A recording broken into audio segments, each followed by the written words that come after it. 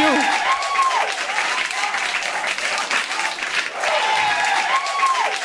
Delhi.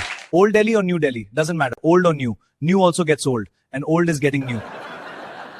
I live there. Watch out, New Delhi. We are going to conquer you. You thought you drove out the white men and can now live in peace. Fools. Because you did not drive out the coconuts, the white men with brown skin. We are that tribe. We will take over. By way of warning, I told a New Delhi friend, we coconuts are going to take over your city. And he said, who are you? They are already ruling it. Delhi, Delhi, my dear sweet sour Delhi. Welcome to my boring show. I'm going to bore deep. It's going to be a real boring show. Nari Shakti. Nari Shakti. How many times did you hear this oxymoron during the recent brouhaha on the 33% women reservation bill? The tsunami in a teacup? Prime Minister Narendra Modi said it 1 million times. Other BJP leaders 1 billion times. Could be trillion.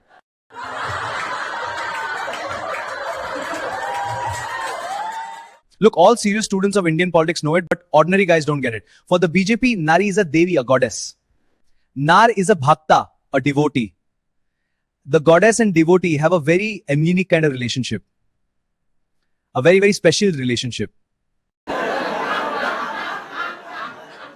In the normal goddess-devotee relationship, it is the goddess who guides the devotee how to conduct his life.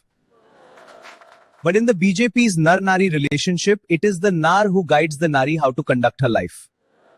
How much cloth to wear, what should be indoors, what should be outdoors, where to go, who to meet, what time to return to the temple, who to fall in love with, and the most important thing, who to marry, a monster from your own religion or from another one. Because I agree with BJP pundits, marriage is no joke. It's a serious thing. It's not a one-night stand. You get in, get out, get up, and get going. One to the North Pole, another to Antarctica. A marriage binds you in chains. If you run your fingers around your body, you feel there is no iron, steel, or lock, but you can't freely move about because your hands are cuffed. Your feet are shackled. You're not free to do what you like. Only your captor is free to do what he likes. That's what Modi is worried about. BJP is worried about. RSS is worried about. That's what robs them of sleep, particularly of RSS leaders. Very few people realize it. But RSS leaders are amazing people because they have a combination of two great virtues, patriotism and insomnia. You can find people with patriotism and people with insomnia, but it is rare to find people who have both. You can call RSS leaders patriotic insomniacs or insomniac patriots. Same thing, two sides of the same coin. And I tell you, our patriots have not become insomniacs for any silly reason. I mean, they're not seeing spirits, they're not seeing ghosts. They are seeing demons. Demons in every town and village of India. Millions of them. Demons who are stalking Naris. Demons who can disguise themselves as a charming avatar. Imagine a Nari meeting a demon at a party. He grins and grins. His grinning teeth look so beautiful to her, the Nari starts thinking, even if I can't marry him, I can marry his teeth. No, Nari, no. No. Cry out a patriotic insomniac in chorus. The teeth may look charming to you on the wedding night, but on the morning after, you will find they are jaws. And these jaws would not be singing bhajans with you in the morning. They would be singing qawwalis. But you are in such a trance, you would think they are singing bhajans. Just as you would not know when they take you out for dinner that evening, that you're not sitting in a restaurant but on a plane. That waiters are serving you Mediterranean food, not air hostesses. And you would not know when you land in Arabia. And are driven straight from the airport to meet Abu Bakr al-Baghdadi. Abu Bakr al-Baghdadi, I ask, you know I recently joined the BJP because that is the safest place for doing unsafe things. Since I came from a secular party, they have given me a mentor to cure my sick brain. But the sickness takes time to go. So I asked my mentor, Abu Bakr al-Baghdadi, you mean the ISIS leader? My mentor says in a cool tone, yes. But did not he blow himself off in a tunnel when the Americans were chasing him? No, that was his double. All jihadi masterminds have doubles. They never die. They're double dice. I ask, do you mean Osama bin Laden is still alive? My mentor says yes. And what about Abu Yayyub al-Masri, Yahya al-Libi, Abu Asab al-Chanob Basef, Adi Yar Shakau, Abu Imar al-Baghdau, Abu Muslim al-Turkmami? Are they all alive too? They are all alive, says my mentor. Even Ghazni, Tughlaq, Babur, Aurangzeb, all are alive. I'm like, bullshit. They are all dust in grave. They never went into grave, says my mentor. Their doubles went into grave. They are still roaming around. Do you think BJP and RSS are morons chasing them all around the country? I say, if they are alive, they must be a kind of UFOs or avatars. Because nobody has seen them except you. He says in a confessional tone, even I have not seen them. I say, sir, RSS have more workers than the population of India. And they carry lathis. None of them ever hit upon a Ghazni or Aurangzeb. What use is the lathi? For show? He says the jihadi masterminds are rogues. They exist in spirit form. You can't see them. Imagine a chainsaw is cutting a tree, but you can't see the hand working it. It is invisible. They are like that. They hide in people's brain. You know who I am talking about. I say, how would you flush them out of their brain? You would need really good neurosurgeons to do it with precision. What about Vishwa Gurus of neurosurgery from Nagpur, the fatherland of science? He says, we have no good neurosurgeons, not even in fatherland. But what do masterminds think? We will give up? No. We have no ability to pull you out of the brain. But we have ability to choke you there. We won't let you come out of the brain. Remain there, degenerate and die. You think the brain is your bag. We will make it your dargah. I ask who's going to choke them in the brain? He says, women. Nari Shakti. I say, I get it. The women reservation bill, that's why you wanted to get it passed by parliament. He said, did you not see how eager Modi was to get it passed? More eager than women. Whatever the chronic secularists might say, Modi loves women. He may not like women, but he loves women. I say, why was Modi so eager to make them more powerful? I say, like female wrestlers like Vinesh Phogat, Sakshi Malik? Yes. So they could choke the jihadi masterminds in the brain? Yes. But why pass a law for this? Female wrestlers are overpowerful already. A whole nation was shocked to know how they were chasing Wrestling Federation chief Brij Hushan Singh.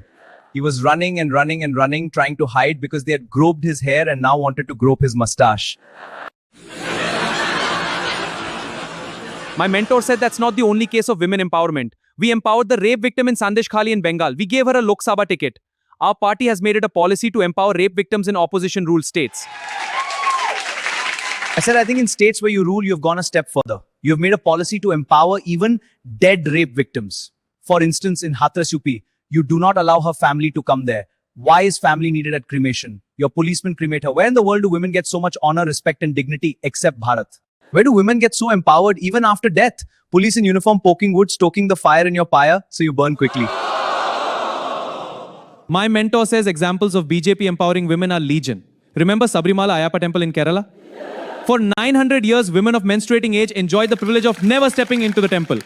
Lord Ayappa could come into their dreams, but they would never go to Ayappa. That was their power.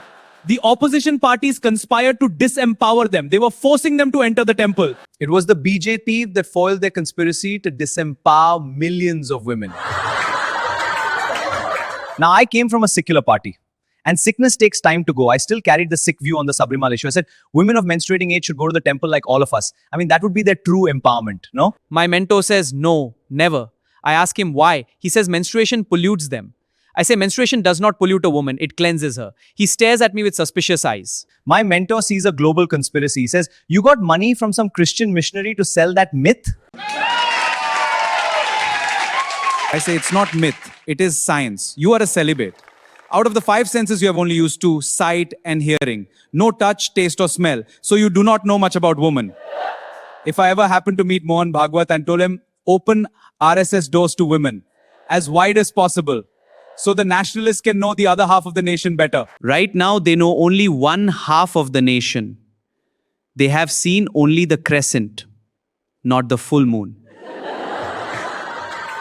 My mentor says, okay, show me the full moon. I ask him, answer me, can a woman make a baby alone? Right, your father also played a role. For you to come into this world and to be talking to me here, or I would have been talking to a piece of rock. Close your eyes and imagine. 500 freshly plucked flowers are drifting in a sea. Only one flower has nectar. 500 bees are hovering over them. They are making confused movements because they don't know which one of the flowers has nectar. Suppose they fail to find that flower. Well, the game is over for the day because the flowers have wilted and are swept away by the current. Now that is menstruation. He asks, what happens when a bee is able to identify the flower with the nectar? I say he starts sucking the nectar But then an astonishing thing happens, as in science fiction movies. Two creatures collide. Whoosh! There are mild explosions. And then you are thrilled to see an entirely new creature slowly edging out of the rubble bow. Who is this? Sir, did it look like this on the first day in your mom's womb? No, he says. I say you did. Everybody who is sitting in this theater did. They did not come out of outer space. They came from the ocean of love. They all came, sir. You are forgetting. I know for you it is not medical Alzheimer. It is political Alzheimer. I stared at my mentor. He was silent. But I could see it. His mouth was not working, but his mind was working. He had to prove that the ban on entry of women of menstruating age to the Sabrimala temple was right. He was thinking and thinking. And then he made a sudden charge at me, like a soldier whose head I had just cut off. The headless trunk rose to attack me with the sword. Do you believe in science? He asked me. I said, of course I do. What I told you was science, pure science. He said, what about pure science of India? Do you also believe in it? I said, as long as it is pure science. He said, okay, the pure science of India says that if a menstruating woman touches a jar of pickles, it loses its sour taste. I said, bullshit. I recently stayed for a month at a young woman's place. She cooked lunches and dinners for me. She always gave me my favorite mango pickles from a jar. The pickles never tasted sweet. My mentor saw he lost even the second round. He engaged me in a third round. He said, okay, you don't believe in Indian science, but at least you believe in Indian tradition. Now that is an outswinger, I tell myself. I better keep my bat indoors, as my friend Abdullah keeps his wife. I'm not playing, sir. I just pretended to be playing. I said, I believe in Indian tradition, but I also believe in Indian modernity. He said, how can you believe in both tradition and modernity? Either you believe in tradition or you believe in modernity. Say honestly what you believe in, tradition or modernity. This was a Yorker. I airlifted in Dhoni style. Ball out of stadium. I said modernity. He went where the ball went. What do you mean modernity? He shouted from outside the stadium. Does tradition not count? I know what you are getting at, I said. Since Sabrimala has the old tradition of denying entry to menstruating women, the denial must continue. You are wrong. Modernity must prevail. Tradition believes in gender equality. Modernity believes in gender equality. Modernity must rule. He said, I don't think you are fit for BJP. The BJP believes in tradition. It will do anything to protect and preserve tradition. I said, talak, talak, talak. Muslim men said it 3 times and married a new girl, auntie or grandma. Now that was a tradition, an old tradition. Did you protect and preserve that tradition? He said, Muslim women were crying for equality. Now that was a loose ball. The bowler had lost his nerve. I airlifted the ball to the BJP fatherland Nagpur. I said, open your left eye too. Hindu women are also crying for equality. He said, no. That is Hindu tradition. I cried out, tradition for Hindu women, but modernity for Muslim women? What kind of half India you want? Half traditional, half modern? A car with truck tire in front and cycle tires at back? My mentor said, I am a follower of Modi. Whatever the kind of half India he wants, I also want. His vision for half India is very clear. He said it in his address to the nation on the Women Reservation Bill. Society progresses when women progress. I said sarcastically, so that is the great Modi vision. Muslim women go forward, Hindu women go backward. He got angry. You're trying to create communal disharmony. Do you know the BJP does not allow anyone else to create communal disharmony? It is their monopoly. Don't you know? My arrogance bursts like a soap bubble. I plead for mercy. Trust me, I am not fishing in that area. I am not a fool. I know the repercussions. 1 adventure and 5 years. 5 years no less. It may take my wife to find out which jail you have sent me to. You've been kind enough not to send anyone outside India, to say New York. But if I am too adventurous, Modi might ask Buddy Trump to send a plane. He would say to him, you took Nicolas Maduro, take him too, have more benches, we may send more. Did you hear? Society progresses when women progress. Society progresses when women progress. That's what Modi says. I came from a secular party. Sickness takes time to go, it seized me again. So I became openly critical of the Prabhu avatar of our times again. I said, does Modi even believe in what he says? What is this crap? Wasn't society progressing when men were progressing? Wasn't society progressing when he was progressing for 12 years? Why did he suddenly have a dream one night of giving the parliament obesity? What were for him to gain from that obesity 3 years before he files his nomination again? With Advani and Joshi on forced sannyas watching it from their huts in BJP ashram, transcending surge of emotions. No complaints from this life. No, Narendra Bhai, no. My mentor said Modi wanted to do it to give women dignity. The opposition parties did not allow him. That is an insult to women. The women will not forgive them. Narendra Bhai has warned them. Remember, women can forget everything but an insult. Now, I said. There is at least one thing on which I and the Prime Minister of India are on the same wavelength. Women can forget everything but insult. How right you are, Narendra Bhai. You are a true Bhai. You alone understand the sisters' feelings. Women cannot forget insult. Have the young women enjoying a party forgotten being assaulted in a pub in Bangalore? 2 girls had to be hospitalized.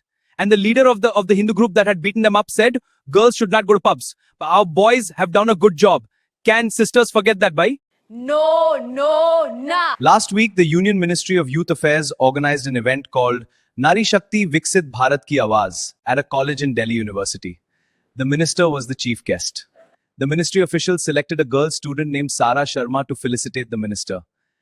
But at the last moment, they stopped her from going up to the stage because she was wearing a sleeveless kurta. They told her it might offend the minister. The event was Nari Shakti Viksit Bharat Ki Awaaz. Will Sara ever forget the insult?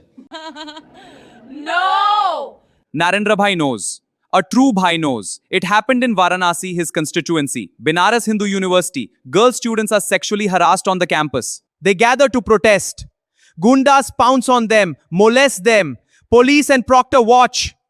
Will the girls forget the insult? No, nah. A 17-year-old girl approaches BJP MLA Kuldeep Sengar in Unnao, UP for a job. His men abduct and confine her. He rapes her for days. Will the girl ever forget the insult? No! In Gujarat riots 2002, Bilkis Bano, a pregnant woman, is gang raped. She can't get justice in Gujarat. She goes to a Mumbai special court. The court convicts 11 accused for life in 2008. In 2022, the Gujarat government grants them remission and releases them on grounds of good behavior. Can Bilkis Bano ever forget that triple insult? The insult after insult after insult? No, never! No, never! Bhai is right. He is always right. Nobody should forget that women can forget everything but insult. My dear Delhi, you should also not forget. Might is not right. Right is might. Thank you.